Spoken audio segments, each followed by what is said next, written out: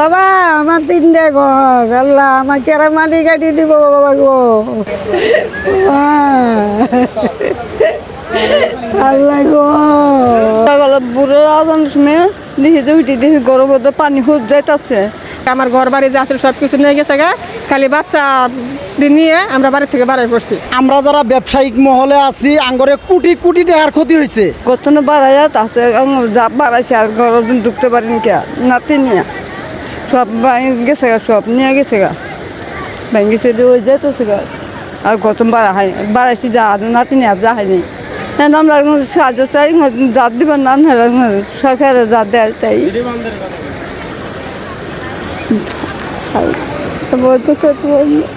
বাবা আমার 3টে ঘর, আল্লাহ আমাকে আর মাটি কাটি দিব বাবা গো।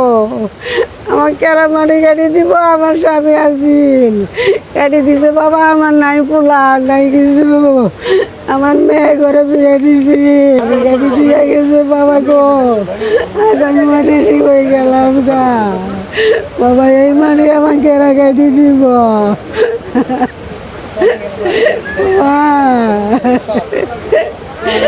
আল্লাহ গো, সকাল 7টার দিকে পানি আসছে। পানি আসার প্রথম পানি আসাতে রাস্তা ভেঙে গেছে, ভেঙে আমার ঘর বাড়ি যা আছে সব কিছু নিয়ে গেছে গা, খালি বাচ্চা নিয়ে আমরা বাড়ি থেকে বাড়াই পড়ছি।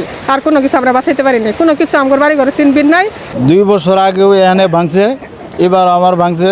ভাঙার পরে আমার ঘর গেছে গা, পাকের ঘর গেছে গা, গোয়াল ঘর গেছে গা, মোটর গেছে গা, সব কিছুই আমার ক্ষতিগ্রস্তর মধ্যে আমি আছি।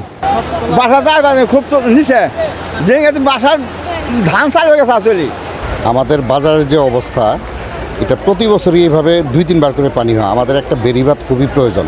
আর তো পুরো বাজার অনেক, যেমন আমার দোকানে, এটা আমার দোকান সকালবেলা কাপড় সব ভিজে গেছে।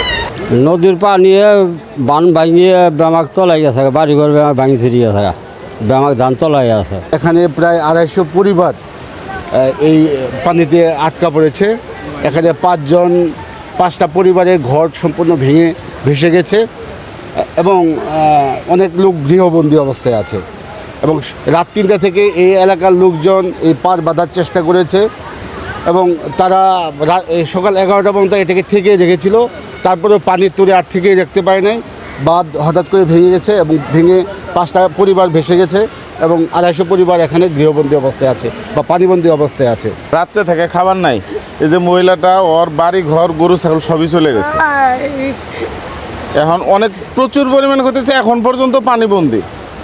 রাত 3টা থেকে 3টা না 2:30 থেকে আমরা রাস্তায় যে বস্তা টস্তা দিয়ে কোনো রকমভাবে আটকানোর চেষ্টা করছি, কিন্তু কোনোভাবেই শেষ পর্যন্ত আমরা রক্ষা করতে পারিনি।